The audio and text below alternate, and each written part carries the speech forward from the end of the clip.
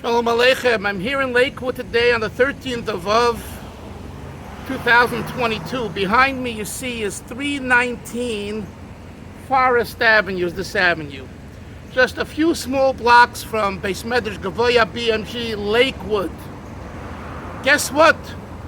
At this corner property once stood a house in which the owner was Charles Paston, a wealthy Jewish person, an Orthodox Jew, who hosted the previous Rebbe when he came to America in 1940. The Rebbe was here for several months, a month to two. He spent Pesach here, and Hasidim came from Brooklyn to be with him right here behind me. The building, I believe, was knocked down. The house was knocked down, and they put up this building here in 1962. But on this piece of property, in this corner, in 1940, is where the Frierdiker Rebbe, Rabbi Yosef Yitzchak Schneerson, was. And I think this is a very, very important and telling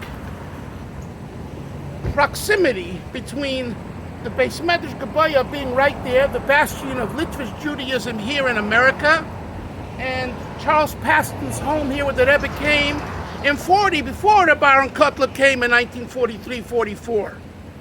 In other words, Chassidim started their entourage to Lakewood back in 1940, before Baron came in 43-44. Now this of course is under the rug, and it's not relevant because it's not a game who's better, who's bigger, who's smarter. My father's greater than your father. That's nonsense.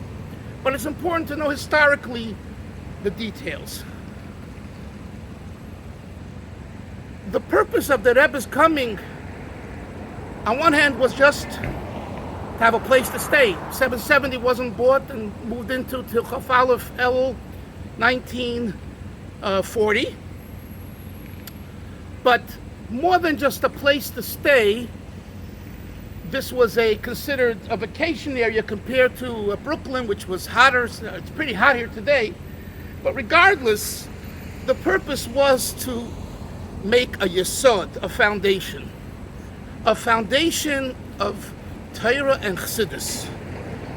Yes, my friends, today we see how Lakewood is not only a Ir HaTorah, it's a Ir HaTorah v'Chassidus.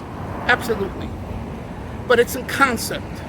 It's not just, do you see the Chassidim walking the street or do you not? Is BMG tolerant and works with the Chassidim or not? Of course they do. But it's in ideology and philosophy and in practicality, meaning the Torah is one Torah.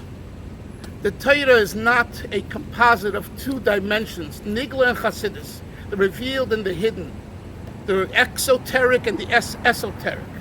Torah is one unit. As one unit, which Torah is, we need to know that there was a foundation already here for Chassidim and Lubavitcher Chassidim, Rabbi Yosef Yitzchak.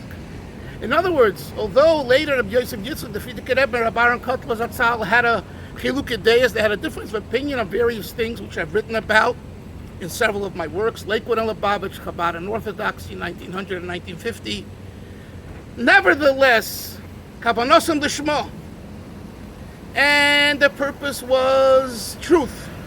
The fact is that 100 years later, it's not 100 years, 1970 to 75 years later, things have worked themselves out.